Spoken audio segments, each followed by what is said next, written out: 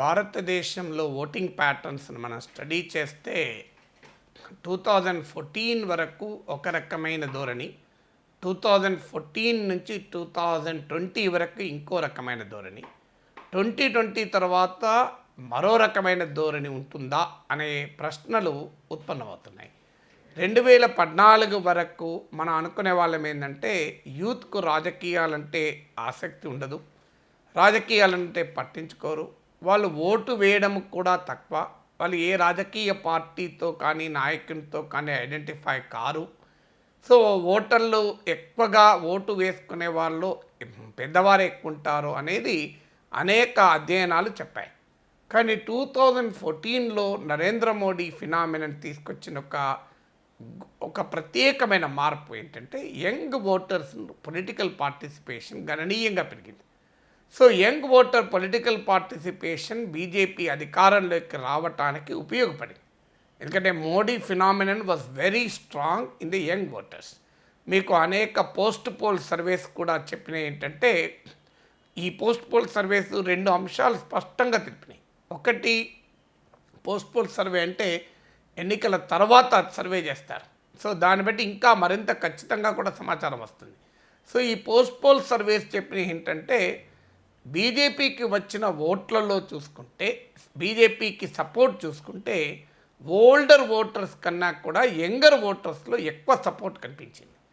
తర్వాత young voters party preferences చూసుకున్నా కూడా యంగ్ ఓటర్స్ బీజేపీకి ఎక్కువగా ఓటు వేశారు. అంటే యంగ్ ఓటర్ల పార్టీ ప్రిఫరెన్స్ చూసినా ఎక్కువ బీజేపీ వైపు ఉన్నారు, బీజేపీకి వచ్చిన సపోర్ట్ బేస్ పరిశీలించినా కూడా యంగ్ ఓటర్స్ ఎక్కువ ఉన్నారు. అంటే చాలా క్లియర్గా యూత్, ముఖ్యంగా మిలీనియల్ జనరేషన్ అంటారు.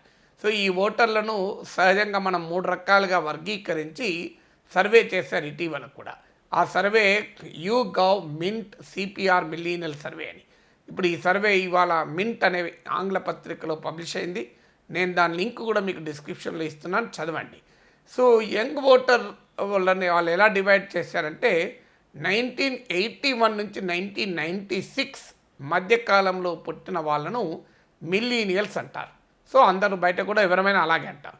1996 తర్వాత పుట్టిన వాళ్ళను పోస్ట్ మిలీనియల్స్ అంటారు. సో జెడ్ జనరేషన్ అంటారు, దాని ప్రొనౌన్సియేషన్లో జీ జనరేషన్ కూడా అంటారు, దాని పేరు ఏదైనా కానివ్వండి, వాళ్ళు పోస్ట్ మిలీనియల్స్. ఇక 1981 కన్నా ముందు పుట్టిన వాళ్ళను ప్రీ మిలీనియల్స్, 40 ఏళ్లకు పైగా ఉన్న ఓటర్లు. సో ఈ ట్రెండ్ చూస్తే మనకు పోస్ట్ పోల్ సర్వేస్ డేటా అవైలబుల్గా ఉంది. ఎందుకంటే ఎలక్షన్స్ కూడా ఒక పెద్ద సైన్స్ అయింది, దానిపైన చాలా అధ్యయనాలు, పుస్తకాలు వస్తున్నాయి. సో 2014, 2019 ఈ రెండు పీరియడ్లు కూడా మనకు చూసుకుంటే ముఖ్యంగా 2014లో యంగ్ ఓటర్స్ రాజకీయాల పట్ల ఎక్కువ, గతంతో పోలిస్తే ఎక్కువ ఆసక్తి చూపారు. ఓల్డ్ ఓటర్స్లో ఓటింగ్ పర్సంటేజెస్ కన్నా కూడా యంగ్ ఓటర్స్లో ఓటింగ్ పర్సంటేజెస్ ఎక్కువ ఉన్నాయి. అంటే అర్థమైంది, యంగ్ ఓటర్స్ ఎక్కువగా ఓటేశారు, ఓవర్వేమింగ్గా బీజేపీకి ఓటేశారు. ఇది చాలా క్లియర్గా మనకు కనబడుతుంది. అంటే ఎక్కువ మంది యువత ఓటు వేశారు, ఓటు వేయడమే కాదు బీజేపీకి ఓటు వేశారు, మోడీ పట్ల చాలా అట్రాక్ట్ అయ్యారు. ఇది 2014 డేటా. అలాగే 2019లో కూడా ఈ ట్రెండ్ కొనసాగింది. కారణం ఏంటంటే యంగ్ ఓటర్స్ అనేక కారణాల రీత్యా పోస్ట్ పోల్ సర్వే చెప్పేది మోడీ ఫినామినన్తో అట్రాక్ట్ అయ్యారు. ఒకటి, వాళ్ళు అట్రాక్ట్ కావడానికి ముఖ్యమైన కారణం సెకండ్ యూపీఏ రెజీమ్ 2009-14లో అనేక కుంభకోణాలు, మన గుర్తు స్పెక్ట్రమ్ కుంభకోణం, బొగ్గు కుంభకోణం, అలాగే కామన్వెల్త్ క్రీడల కుంభకోణం, ఇవన్నీ వచ్చాయి. ఈ కుంభకోణాలపైన మోడీ చాలా సమర్థవంతంగా ప్రజాభిప్రాయాన్ని మౌల్డ్ చేయగలిగాడు. అన్ఫార్చునేట్ ఏంటంటే ఈ కుంభకోణంలో ఎవరికి ఏమీ శిక్షలు పడలేదు ఇప్పటివరకు, 6 ఏళ్ళైనా, అది వేరే విషయం. కానీ ఎప్పుడైతే ఈ కుంభకోణాలని అంటే కరప్షన్ను సహజంగా యంగ్ ఓటర్ యాక్సెప్ట్ చేయరు. ఎందుకంటే యంగ్ ఓటర్కి ఒక పార్టీ లాయల్టీ ఉండదు. యంగ్ ఓటర్కి ఈ క్యాస్ట్, ఈ లాయల్టీ కూడా చాలా తక్కువ. So they will be more ప్రోగ్రెసివ్గా ఆలోచిస్తారు. సో వాళ్ళలో ఉన్న ఈ యాంటీ కరప్షన్ ట్రెండ్, చాలా బలమైన యాంటీ కరప్షన్ ట్రెండ్ ఉండడం వల్ల ఇది డెఫినెట్గా ఢిల్లీ లాంటి చోట మీకు అరవింద్ కేజ్రీవాల్కి లాభమైంది. దేశం మొత్తం మీద చూసుకున్నప్పుడు ఏంటంటే వేరే ఆల్టర్నేటివ్ లేదు కనుక కాంగ్రెస్ పార్టీని అవినీతితో చూసిన యువత కాంగ్రెస్ పార్టీకి వ్యతిరేకంగా ఓటేశారు. రెండవ కారణం కూడా ఏంటంటే రాహుల్ గాంధీ మోడీతో పోలిస్తే యంగర్ పర్సన్ అయినా కూడా రాహుల్ గాంధీ అట్రాక్ట్ చేయలేకపోయాడు. మీరు గమనించండి, ఇప్పుడున్నంత సోషల్ మీడియాలో యాక్టివ్ కూడా రాహుల్ గాంధీ లేడు. సో రాహుల్ గాంధీ అసలు సోషల్ మీడియా ఫాలోయింగ్ లేదు. ఇప్పటికీ మోడీతో పోలిస్తే సోషల్ మీడియా ఫాలోయింగ్ చాలా తక్కువ. ఎందుకంటే సోషల్ మీడియా ప్రభావము యూత్ పైన చాలా చాలా ఎక్కువ.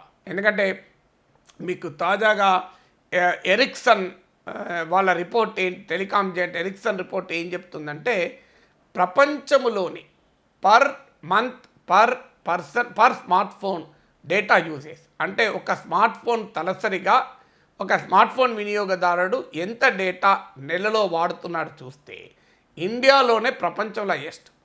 ఈ ప్రపంచంలో హైయెస్ట్ ఇంటర్నెట్ కన్జంప్షన్ ఇండియాలో ఉంది. ఇండియాలో ఇంటర్నెట్ మార్కెట్ గణనీయంగా ఎక్స్పాండ్ అవుతుంది. స్మార్ట్ ఫోన్ పెనట్రేషన్ ప్రపంచంలోనే మన లీడర్స్ము. సో ఈ ట్రెండ్ పెరుగుతుంది. ఈ ట్రెండ్లో మీకు Lokniti CSDS Centre for Study of Developing Societies వాళ్ళ సర్వే స్టడీ కూడా ఏం చెప్తుందంటే, younger voters are very active in social media. So younger voters social మీడియాలో యాక్టివ్గా ఉన్నారు. ఇంటర్నెట్ కన్జంప్షన్ విపరీతంగా పెరిగింది. ప్రధానమంత్రి అభ్యర్థిగా ఉన్న నరేంద్ర మోడీ పెద్ద ఎత్తున సోషల్ మీడియా ఫాలోయింగ్ డెవలప్ చేసుకోగలిగాడు. అతనితో దరిదాపుల్లో కూడా రాహుల్ గాంధీ లేడు. భారతీయ జనతా పార్టీ చాలా తెలివిగా సోషల్ మీడియాను వాడుకుంది. ఇప్పుడు తాజాగా మనం చూస్తున్నాం, ఫేస్బుక్ అనేది బీజేపీ బుక్గా మారిపోయింది. చాలా క్లియర్గా బీజేపీ వైపు పార్టిజాన్గా ఉంది అని చెప్పి వాల్ స్ట్రీట్ జర్నల్లోనే వార్త వచ్చింది. దానిపైన పెద్ద గొడవ నడుస్తుంది. సో బీజేపీ ప్రపంచంలోనే అతిపెద్ద ఐటీ నెట్వర్క్ కూడా కలిగి ఉంది. సో కానీ ఈ ఏ విషయంలో కూడా కాంగ్రెస్ సక్సెస్ కాలేకపోయింది. అన్నిటికీ మించి యంగర్ ఓటర్ ఈ వారసత్వ రాజకీయాలను డిసప్రూవ్ చేస్తారు. అంటే ఎవడో తండ్రో తాతో లీడర్ అయితే ఈయన లీడరా అని. దే లుక్ టువర్డ్స్ మెరిట్, అంటే మెరిటోక్రసీ అనేది యంగర్ ఓటర్ పైన ఉంటుంది. మోడీ రాహుల్ గాంధీల మధ్య కంపారిజన్ చేసినప్పుడు రాహుల్ గాంధీ తాత తండ్రి ముత్తాత అనే వారసత్వం రాహుల్ గాంధీ, ఒక ఛాయ్వాలా వారసత్వం నరేంద్ర మోడీ. ఒక అతి సాధారణమైన నిరుపేద నేపథ్యంలో పుట్టి భారత ప్రధానమంత్రి అభ్యర్థిగా భారతీయ జనతా పార్టీ తరఫున కాగలిగాడంటే ఇది కాంగ్రెస్లో ఇప్పుడున్న ఈ వారసత్వ రాజకీయ కాంగ్రెస్లో సాధ్యమే కాదు. అది బీజేపీలో కనుక సాధ్యమైంది. సో ఇవన్నీ ఫ్యాక్టర్స్ కూడా యంగ్ ఓటర్స్ను 2014లోను ముఖ్యంగా, ఆ తర్వాత 2019లోను బీజేపీ వైపు అట్రాక్ట్ చేశారు. ఇప్పుడు ఏం జరుగుతోంది? ఇప్పుడు తాజాగా యూగవ్ మింట్ సిపిఆర్ మిలీనియల్ సర్వే ఏం చెప్తుందంటే, ఈ యంగ్ ఓటర్స్లో ఆలోచనలో మార్పు వస్తుంది.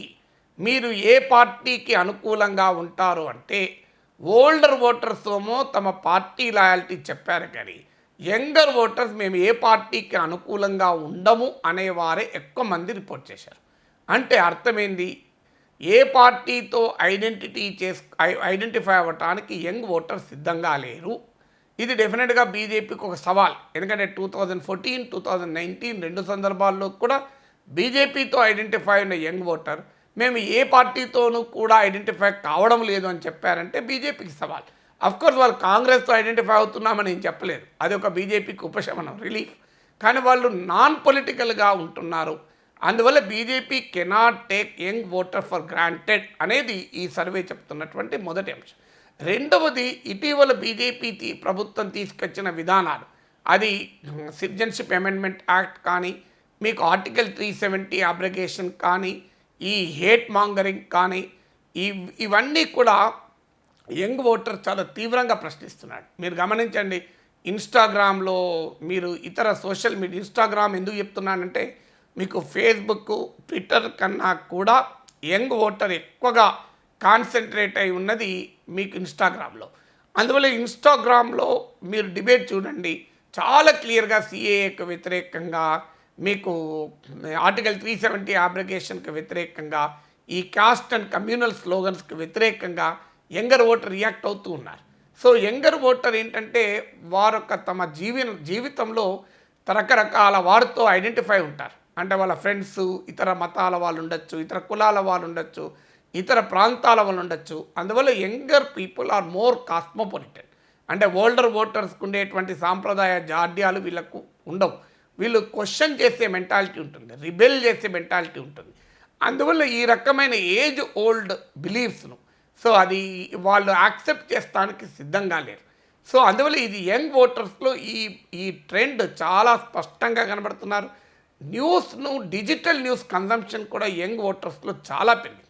అంటే 2014, 2019, ముఖ్యంగా 2014లో భారత రాజకీయాల్లో బీజేపీకి ఒక రకంగా మానోపలి ఉండే. ఎవరు క్వశ్చన్ చేసిన వాళ్ళు లేరు, ఎవరు అడిగిన వారు కూడా లేరు. ఇప్పుడు ఏమవుతుందంటే బీజేపీ సోషల్ మీడియాలో, ఆన్లైన్లో తన ఇన్ఫ్లుయెన్స్ అలాగే ఉంది, అదేం తగ్గలేదు, ఇంకా పెరిగింది. కానీ బీజేపీని కౌంటర్ చేసే పొలిటికల్ వాయిసెస్, ఇండిపెండెంట్ వాయిసెస్ బాగా పెరిగాయి. సో మీరు గమనించండి, ఈవెన్ రాహుల్ గాంధీకి మీరు వివిధ సోషల్ మీడియా ప్లాట్ఫామ్స్లో ఫాలోయింగ్ను మీరు ఒక 5 ఏళ్లలో 4 ఏళ్లలో కంపేర్ చేయండి, పెరిగింది రాహుల్ గాంధీకి కూడా. సో రాహుల్ గాంధీకే పెరిగింది అంటే అర్థం ఏంటి అంటే రాహుల్ గాంధీ ఒక్కరే కాదు, అంటే బీజేపీని ప్రశ్నించేటువంటి వాయిసెస్కు ఆదరణ పెరుగుతోంది. అంటే అప్పటి వరకు బీజేపీ ఒక్కటే ఉండే రంగంలో, క్వశ్చన్ చేసేవాళ్ళు లేరు. సో యంగ్ ఓటర్ ఇన్ఫ్లుయెన్స్ అయ్యారు, ఇప్పుడు క్వశ్చన్ చేయడం పెరిగింది. ఇది బీజేపీకి డెఫినెట్గా రాబోయే కాలంలో యంగ్ ఓటర్ను కన్సాలిడేట్ చేసుకోవడంలో ఒక పెద్ద సవాల్గా మారుతుంది. అయితే దీంతో ఇప్పటికిప్పుడే బీజేపీకి ఇక యూత్ ఓటు వేయరు, బీజేపీ యూత్ ఓటుకు దూరం అయ్యారనుకుంటే పొరపాటు. ఎందుకు పొరపాటు అంటున్నానంటే, ఒకటి, మోడీ పట్ల వ్యతిరేకత కన్నా కూడా people are more try to be neutral. So మోడీతో వ్యతిరేకమై ప్రతిపక్షాలకు అనుకూలంగా యంగ్ ఓటర్లు ఏమీ షిఫ్ట్ కావడం లేదు. యంగ్ ఓటర్లో షిఫ్ట్ ఏంటి అంటే మేము ఏ పార్టీతో ఐడెంటిఫై కాము అంటున్నారు. ఇది మొదటి ట్రెండ్. ఇక రెండవ డైమెన్షన్ ఏంటి అంటే బీజేపీ వ్యతిరేక వాయిసెస్తోమో డివైడెడ్. అప్పుడు బీజేపీని వ్యతిరేకించే ఆన్లైన్ వాయిసెస్, ఆన్లైన్ వ్యూస్ను ప్రశ్నించేవారు, బీజేపీని ప్రశ్నించేవారు ఉన్నారు, వ్యతిరేకించేవారు ఉన్నారు, ఛాలెంజ్ చేసేవారు ఉన్నారు. కానీ వీళ్ళంతా ఆర్గనైజ్డ్ కాదు, ఎవరికి వారు వాళ్ళ అభిప్రాయాలు చెప్తున్నారు. కానీ భారతీయ జనతా పార్టీ వాయిస్తోమో చాలా ఆర్గనైజ్డ్ వాయిస్. దానికి తోడు అధికారంలో ఉన్నారు, నిధులు సమృద్ధిగా ఉన్నాయి కనుక ఫేస్బుక్ని ఎలా మేనేజ్ చేయగలిగారో మనం చూసాం. ఇలా సోషల్ మీడియా ప్లాట్ఫామ్ని మేనేజ్ చేయగలిగే సాధనా సంపత్తి బీజేపీకి ఎక్కువ ఉంది, బీజేపీ ప్రత్యర్థులకు లేదు. ఇది రెండు. మూడవది ఏంటి అంటే ఓకే, మోడీ పట్ల గ్లామర్ తగ్గింది అనుకుందాం, మరి ఎవరి పట్ల గ్లామర్ పెరగాలి? ఎవరి పట్ల గ్లామర్ పెరగడానికి అవకాశం లేని ఒక ప్రత్యేక పరిస్థితి భారతదేశంలో ఉంది. సో మోడీ వ్యతిరేకంగా ఆలోచించేవారు, మోడీ కాదనుకునేవారు కూడా మరి ఎవరికి అవుననాలి?